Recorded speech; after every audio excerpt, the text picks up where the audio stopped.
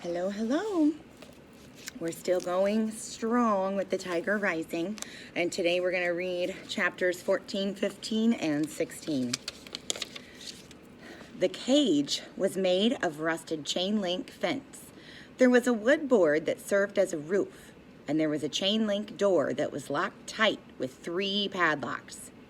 Inside the cage, the tiger was still pacing back and forth, just as he had been the last time Rob saw him, as if he had never stopped pacing, or as if Rob had never gone away. "Oh," said Sistine in the same voice that she had used when she saw Rob's carvings. "He's beautiful." "Don't get too close," Rob ordered. "He might not like it if you stand too close." But the tiger ignored them. He concentrated on pacing. He was so enormous and bright that it was hard to look directly at him. "It's just like the poem says," Sistine breathed. "What?" said Rob. "That poem, the one that goes, 'Tiger, tiger, burning bright in the forest of the night.' That poem, it's just like that. He burns bright." "Oh," said Rob. He nodded. He liked the fierce and beautiful way the words sounded. Just as he was getting ready to ask Sistine to say them again, she whirled around and faced him. "What's he doing way out here?" she demanded. Rob shrugged. "I don't know," he said. "He's Beauchamp's, I guess." "Beauchamp's what?" said Sistine. "His pet?" "I don't know," said Rob. "I just like looking at him. Maybe Beauchamp does too. Maybe he just likes to come out here and look at him." "That's selfish," said Sistine. Rob shrugged. "This isn't right for this tiger to be in a cage. It's not right." "We can't do anything about it," Rob said. "We could let him go," said Sistine. "We could set him free." She put her hands on her hips. It was a gesture that Rob had already come to recognize and be wary of. "We can't. There's all them locks. We can saw through them." "Nah," said Rob. The mere thought of letting the tiger go made his legs itch like crazy. "We have to set him free," Sistine said, her voice loud and certain. "Nuh-uh," said Rob. "It ain't our tiger to let go." "It's our tiger to save," Sistine said fiercely. The tiger stopped pacing. He pricked his ears back and forth, looking somewhere past Sistine and Rob. "Shh," said Rob. The tiger cocked his head. All 3 of them listened. "It's a car," said Rob. "A car's coming. It's Beauchamp. We gotta go. Come on." He grabbed her hand and pulled her into the woods. She ran with him. She let him hold on to her hand. It was an impossibly small and bony hand, as delicate as the skeleton of a baby bird. They ran together, and Rob felt his heart move inside him, not from fear or exertion, but from something else. It was as if his soul had grown and was pushing everything up higher in his body. It was an oddly familiar feeling, but he couldn't remember what it was called. "Is he behind us?" Sistine asked breathlessly. Rob shrugged. It was hard to move his shoulders up and down and keep hold of Sistine's hand at the same time. Sistine said, "Stop shrugging your shoulders at me. I hate it. I hate the way you shrug all the time." And that made Rob remember Willie Mae saying that when he shrugged, he looked like a skinny bird trying to fly. It struck him as funny now. He laughed out loud at the thought of it, and without asking him what he was laughing about, without dropping his hand, without stopping, Sistine laughed too. Then Rob remembered the name of the feeling that was pushing up inside of him, filling him full to overflowing. It was happiness. That was what it was called. Chapter 15. By the time they made it back to the motel parking lot, it was dark outside, and they were both laughing so hard that they could barely walk. "Rob," said his father. He was standing at the door to their room. The blue-gray light from inside seeped out around him. "Yes, sir," said Rob. He dropped Sistine's hand. He stood up straight. "Where you been?" "Out in the woods." Did you finish up all them jobs I told you to do?" "Yes, sir," said Rob. "Who you got with you?" his father said, squinting into the darkness. Sistine drew herself up tall. "This is Sistine," said Rob. "Uh-huh," said his father, still squinting. "You live around here?" he asked. "For now," said Sistine.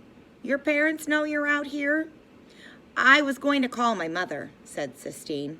"There's a payphone down in the laundry room," said Rob's father. "In the laundry room?" Sistine repeated, her voice full of disbelief. She put both hands on her hips. "We don't got a phone in the room," Rob said to her softly. "Good grief," said Sistine. "Well, can I have some change at least?" Rob's father reached into his pants pocket and pulled out a handful of coins. He balanced the money in the palm of his hand as if he was preparing to do a magic trick, and Rob stepped forward and took the coins from him and handed them to Sistine. "You want me to go with you?" he asked her.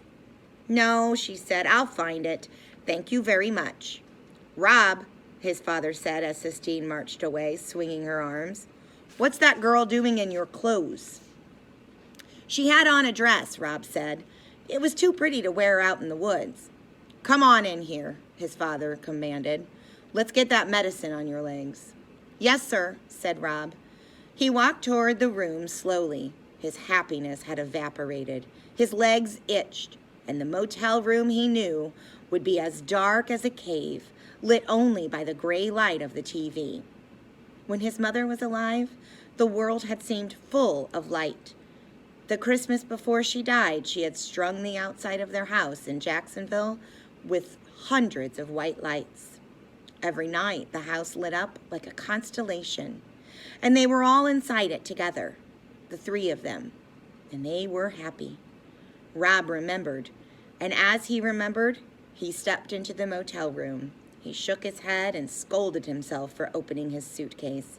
Just thinking about all the things that were gone now seemed to make the darkness darker. Chapter 16. Rob sat out on the curb in front of the motel room and waited for Sistine to come back from using the phone. He had her green dress wrapped up in a grocery bag. He had tried to fold the dress up neatly, but folding a dress turned out to be an impossible task, and he finally gave up. Now, he held the bag out and away from him so that the grease from the medicine on his legs would not stain it. He was relieved when Sistine finally walked toward him out of the darkness. "Hey," he said. "Hi." She sat down on the steps next to him. "How come you don't have a phone?" Rob shrugged. "Ain't got nobody to call, I guess." "My mother's coming to get me," Sistine said. Rob nodded. "Here's your dress." He handed her the bag. Sistine took it and then tilted her head to look up at the sky. Rob looked up too. The clouds had shifted and there were clear patches where the stars shone through. "I can see the Big Dipper," Sistine said. "I like looking up at things. So do my mom and dad." That's how they met. They were both looking up at the ceiling in the Sistine Chapel, and they weren't watching where they were going, and they bumped into each other. That's why I'm named Sistine. "I like your name," Rob said shyly. "I've seen the Sistine ceiling too," she said. "They took me last year, before Bridget, when they were still in love." "Does it look like the pictures?" Rob asked. "Better," said Sistine. "It's like, I don't know, it's like looking at fireworks, kind of." "Oh," said Rob. "Maybe we could go to Italy sometime, and I could show you." "Well, that would be all right," said Rob. He smiled into the darkness. "The tiger can't look up at the stars," said Sistine, her voice getting hard. "He's got that piece of wood over his head. He can't look up at all. We've got to let him go." Rob was silent. He was hoping that if he didn't answer her, she might go back to talking about the Sistine ceiling. "How did your mother die?" she asked suddenly. Rob sighed. He knew there was no point in trying not to answer. "Cancer," he said. "What was her name?" I ain't supposed to talk about her, said Rob, closing his eyes to the stars and concentrating instead on his suitcase, working to keep it closed. Why not? Asked Sistine. Because my dad says it don't do no good to talk about it. He says she's gone and she ain't coming back. That's why we moved here from Jacksonville, because everybody always wanted to talk about her. We moved down here to get on with things. There was the crunch of gravel. Rob opened his eyes in time to see the headlights of a car sweep over them. That's my mother, said Sistine. She stood up. Quick, she said. Tell me your mother's name. Rob shook his head. Say it, she demanded. Caroline, Rob said softly, cracking his suitcase open and letting the word slip out. Sistine gave him another business-like nod of her head. Okay, she said. I'll come back tomorrow and we can make our plans for letting the tiger go. Sissy, called a voice. Baby, what in the world are you doing out here? Sistine's mother got out of the car and came walking toward them. She had on high heels and she wobbled as she walked in the gravel parking lot of the Kentucky Star. Her hair was a lighter shade of yellow than Sistine's and piled up high. When she turned her head, Rob recognized Sistine's profile, her sharp chin and pointed nose. But the mouth was different, tighter. Good Lord, said Mrs. Bailey to Sistine. What have you got on? Clothes, said Sistine. Sissy, you look like a hobo. Get in the car. She tapped her high-heeled foot on the gravel.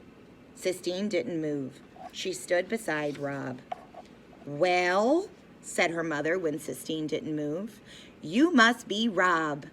What's your last name, Rob? Horton, said Rob. Horton, said Mrs. Bailey. Horton. Are you related to Selden Horton, the congressman? No, ma'am, said Rob. I don't think so.